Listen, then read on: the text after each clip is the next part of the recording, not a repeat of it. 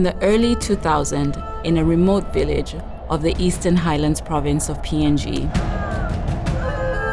a 34-year-old woman died of an unknown circumstance after experiencing severe internal pain. Right before passing away, she informed her husband, Urari Siviri, that she had been poisoned by Komano Paul, a woman from the same village.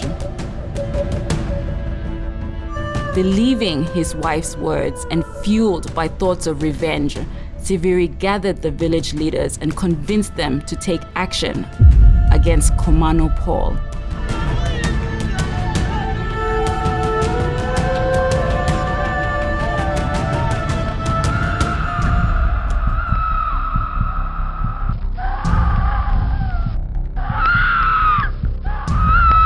After being brutally beaten up, she was dragged out of the village, tied up to a tree, and finally beaten to death by Siviri and his fellow villagers.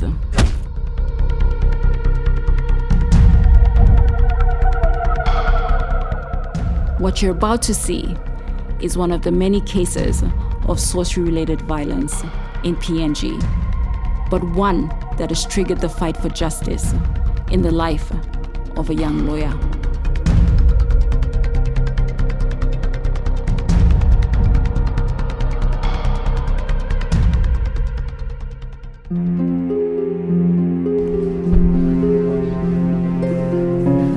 My name is Ezra Nwangi Jr.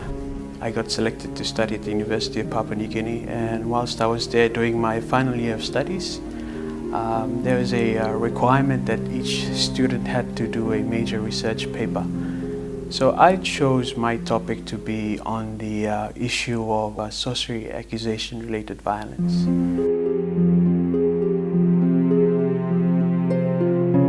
While I was doing my research paper, I came across a specific case that really got my attention, and it was the case of State against Siviri. In that particular case, the victim that was assaulted and afterwards died was killed on church premises. So that was something that really got my attention.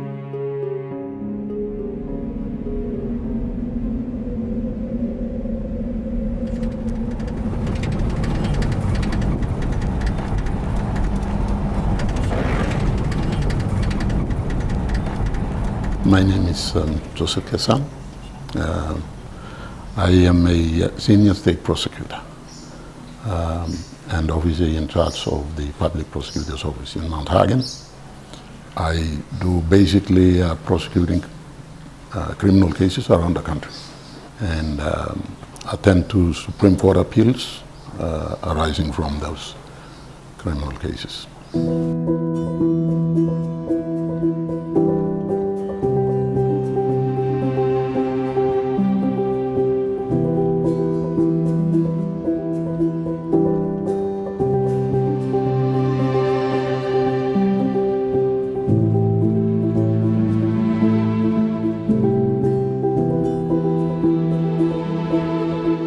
Siviri case, it should be State against Urari Siviri.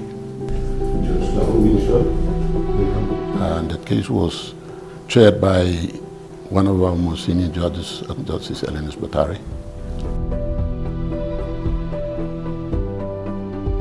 Someone very close to the deceased, Kamana Paul, reported the matter to the police. So the police went and then they arrested Urari Siviri. He was the only one who was being caught by the police and was prosecuted. The rest who were all participating, they were never arrested. What was interesting about the case of Siviri was that during that time, if a perpetrator assaults or inflicts violence on someone based on the belief of sorcery, when that comes before the court, what would happen is that belief in sorcery would be a mitigating factor. Now, what I mean by that is that belief would lessen the sentence that is being imposed on the person charged. So In that particular case of state against Severi, the mitigating factor was the belief in sorcery.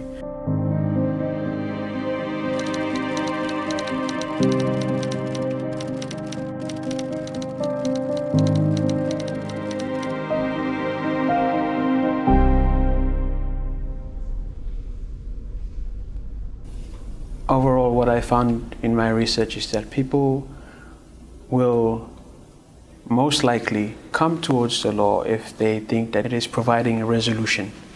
But if they do not believe in the authorities or the structures that are in place, they will resort to their own forms of order. We were very happy, just because we used only prime lenses. To better understand this issue, we decided to talk to Father Philip Gibbs, because I've only got that footage that was taken by someone. who is also an anthropologist and has spent decades dwelling on the issue of sorcery-related violence in Papua New Guinea. It's almost as if they have nothing to hide. That's true. Because for many of them, they're doing what they consider to be something that's saving the community. So in a way, they're kind of like heroes, getting rid of this danger to the community. If you get into that whole mindset, if you get into that whole worldview, then it all makes sense. Many people in Papua New Guinea, especially in rural areas, take what I would call a magical view of causality, that you can cause things to happen by a spell, by a poison, they call it poison, but by a magic spell. Now, if someone's got more of a scientific viewpoint, they're going to ask, well, how can that happen? They're going to, question the causality of it. These people don't go for the accident. There's got to be a reason behind it. Considering how widespread these supernatural beliefs are, how much do we really know about sorcery, sanguma, witchcraft, or whatever term is used to call these disturbing cultural phenomena? And what is the real difference between them? Well, we've been using a catch-all phrase, sorcery accusation-related violence. But in fact, if you want to look at the anthropology of it, there is a difference between witchcraft and sorcery. In sorcery, you're talking more in terms of a magic where someone works a spell on something or someone that is going to cause harm. Whereas witchcraft is something where it affects the inner person, so that a person has powers, inner powers, to be able to cause a harm, either by looking or by some way or other, causing harm to another through the inherent powers that they have.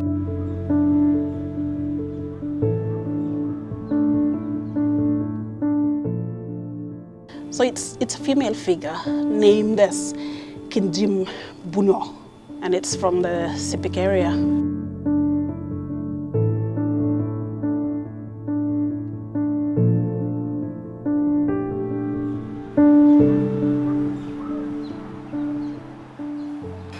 The term, as I understand it in Papua New Guinea, is thought to come more from the coastal areas. In other places, these things have a local name. Like, for instance, around Rabaul, you'll hear people talking about Inyat, which is another form of sorcery, sanguma. And if you go out to Enga, people are not necessarily going to use the term sorcery. They'll talk about Yama Nink. Yama is a spirit and Nink means to eat. So the eating spirit, the eating is more of a general term of eating in a way that it'll take something from you in a way that's going to harm you.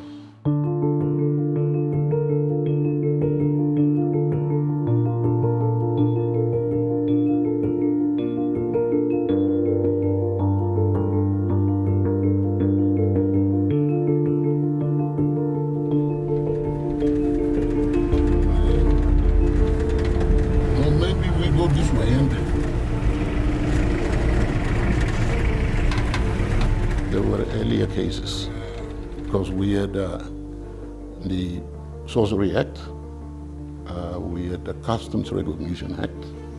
Those were the old acts which were put in place by our colonial laws, because we were still sort of primitive and we did not understand the laws, but taking the life of another person was an offense. But there was an amendment being passed by Parliament recently, amending the criminal code, section 299, which relates to willful murder, to include sorcery-related cases as a willful murder under section 299, but the penalty would automatically attract death penalty. Now, this is one of the attempts made by Parliament to address the issue of sorcery-related beliefs. Well, they did decide to repeal the Sorcery Act, and that was an attempt to show the seriousness of it so that a person couldn't use that Sorcery Act to be able to seek leniency for having injured or killed someone on the pretext that they were sorcerers or witches. They did that in the hope that it would have that effect where they actually introduced the death penalty, yeah, and to me that was contradictory, because you're trying to deal with violence and killing, and then you have violence and killing as a way of stopping it, and I think that was contradictory. Fortunately, I think the Papua New Guinea government since then has become more enlightened, and they're not promoting the death penalty anymore. In 2013, the case of Kepari Leniata shocked the nation and the international community. She was burnt alive in Mount Hagen in front of a crowd who watched and did nothing to help. That case triggered a national movement led by women and caused a change of our criminal code. But it has not stopped the torture and the killing of innocent people all over Papua New Guinea.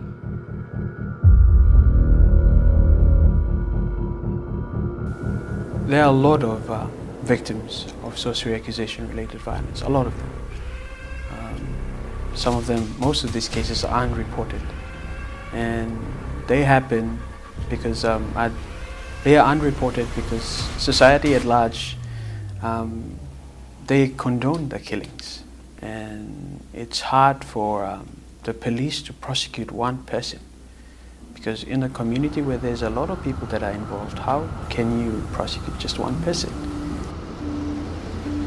From our studies, we found that the police call in only a minority of cases. Sometimes the police can have an effect, but in more cases than not, it's a local leader who will have the effect of telling people to stop.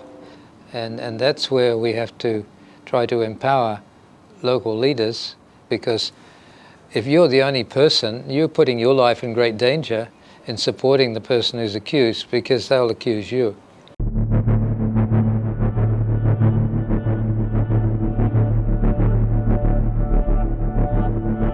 There are still killings around the community. In places like Jimmy, Cambia, and in Gumni, in Karawagi, but they don't get reported because it is an action that's agreed by community. So one of them who leaks out information and goes to the police is a traitor. We only get a few cases that get reported because some of the immediate relatives of the deceased persons, they somehow escape and go and report the matters to the police.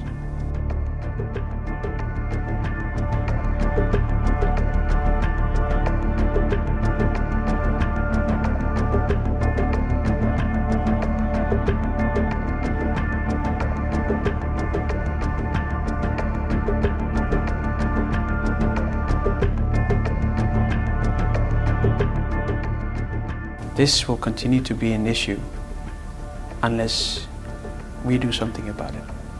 And that is to educate our people about the harms that it is causing to our society.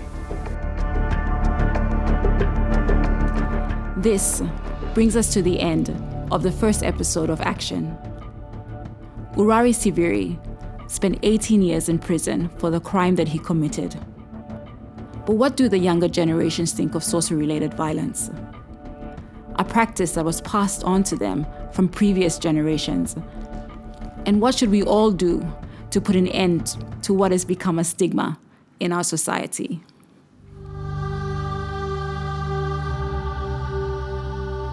Hi, my name is Zaria, and I'm part of the Clean Generation, a movement of young people all across Papua New Guinea who are taking a stand to build a nation that is strong and safe. And it is important for us to take a stand against sorcery accusation-related violence.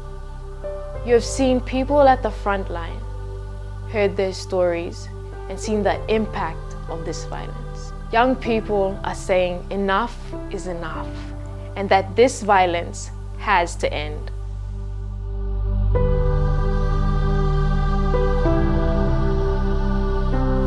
You know, once the violence begins, it's very dangerous. And you know, I've walked into a field where they were torturing people. As people, we try to ignore the fact that SARV is a really big issue that is faced by people. When these people are accused of sorcery, they go through stigmatization, they go through depression. After the session, I went and posted on Facebook and took some views of what people think of what SARV is. And one of these girls shared a story about her uncle who was tortured in a really bad way. I sat down and I was thinking of so many ways on how to address this issue, because many people in our villages and rural areas, it's quite hard to break that chain of custom beliefs because their ancestors practiced that and now they are there and they are practicing it. So I think one of the things that stood out for me was the ignorance level of people around societies in Papua New Guinea.